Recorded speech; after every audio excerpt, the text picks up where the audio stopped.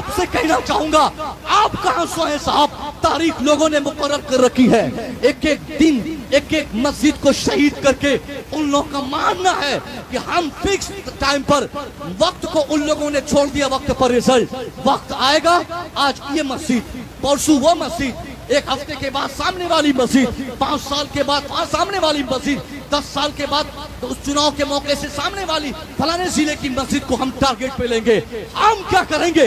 بیٹیوں کو شاہین باغ لے جا کر بٹھا دیں گے، نعرہ لگائیں گے فلانے مرد آباد، فلانے مرد آباد، بچوں کو لے جا کے شاہین باغ میں بٹھا کر اپنے کو رام لیلا میدان میں احتجاج کر کے پروٹیسٹ کر کے حکومت سے، گورنمنٹ سے ہم بھیک مانگیں گے کہ ہمیں ہمارا حق دیا جائے، ہمیں ہماری مسجد دی جائے، ہمیں ہماری عبادت کا واپس کی جائے۔ میں پوچھنا چاہتا ہوں صاحب، آج جو ہماری یہ حالت ہے، ہماری عبادت گاہوں کی عظمتوں کو دشمنوں نے جو تار تار کیا ہے، یہ ہماری کمزوری کی بنیاد پر، یہ ہماری کمی کی بنیاد پر۔ میں پوچھنا چاہتا ہوں دشمنوں میں یہ قوت کہاں سے آئی؟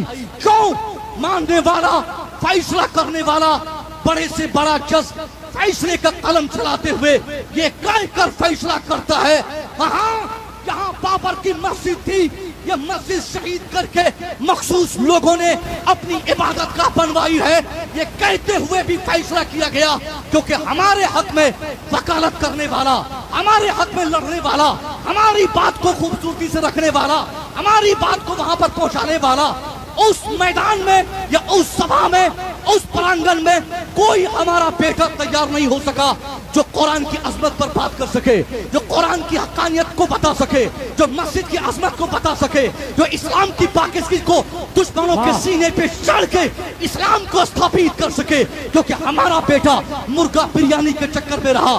بچے کچے لوگ لوڈو میں، موبائل میں، عیاشی میں، جھوٹ میں، فحش میں، گانے میں، فلمی دنیا میں، ساری چیزوں میں ہم نے مست کر دی۔ جاہل، کورا جاہل بیٹا ہمارا اپنی پوری زندگی کو تباہ کر دیا۔ کتنے بچے ہمارے وکیل بنے۔ آپ بہت روتے ہیں صاحب کہ حضرت اب کیا ہوگا؟ حضرت 22 کو ہم کیا کریں گے؟ 23 کو کہاں جائیں گے؟ 24 کو کیا کریں گے؟ میں کہنا چاہتا ہوں کہیں جانے کی ضرورت نہیں، کوئی چلانے کی ضرورت نہیں، کوئی پروٹیسٹ اور احتجاج کی حاجت نہیں، کوئی کسی سے مانگ کرنے کی ضرورت نہیں۔ ایسے عالم میں جب آپ کے حقوق چھینے جاتے ہو، آپ آنکھ بند کیجئے، اپنی اولاد کو پڑھانے کی قسم کھا لیجئے، اپنے بچوں کو شکشا دینے کی آپ قسم کھا لیجئے۔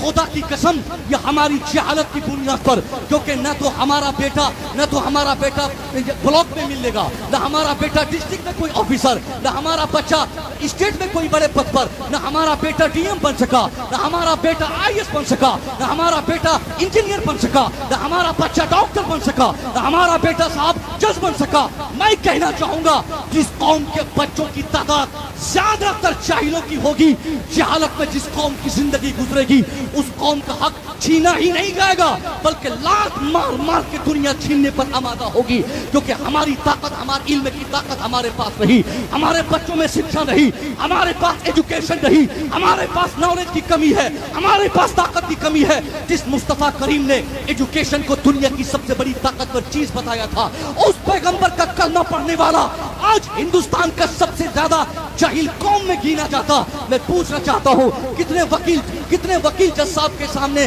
ہماری مسجد کی عظمتوں کو بتانے کے لیے گئے تھے؟ کوئی ایک بیٹے کا نام آپ بتائیے جو آج ہمارے ضلع میں، ہمارے سول کورٹ میں، ہمارے اسٹیٹ میں، ہمارے سپریم کورٹ میں کہیں بھی کوئی جاتا ہو۔ ہم نے بیٹوں کو جاہل چھوڑا۔ آپ کو اگر آپ کا حق چاہیے، یہ 2024 کا 22 جنوری ہے، آپ نے 5 سال تک قسم کھا کر اپنی اولاد کو پڑھانے کا آپ نے ہدف کر لیا۔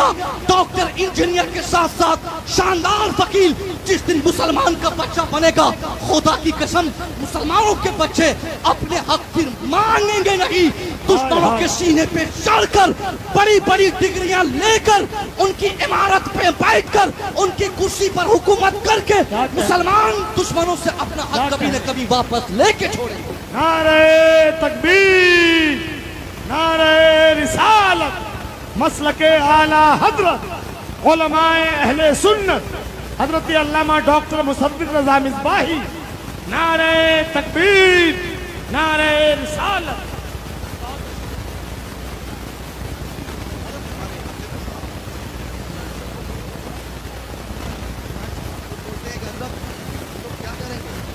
क्या करेंगे? मैं कहता हूँ कुछ नहीं करेंगे, रिजल्ट को चुपचाप अपने घर में आ जाओ, कोई हल्ला नहीं। अगर कोई एक डंडा मार दीजिए ना,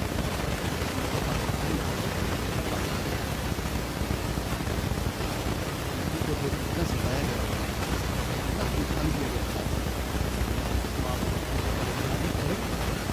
स्टार्टिंग पॉइंट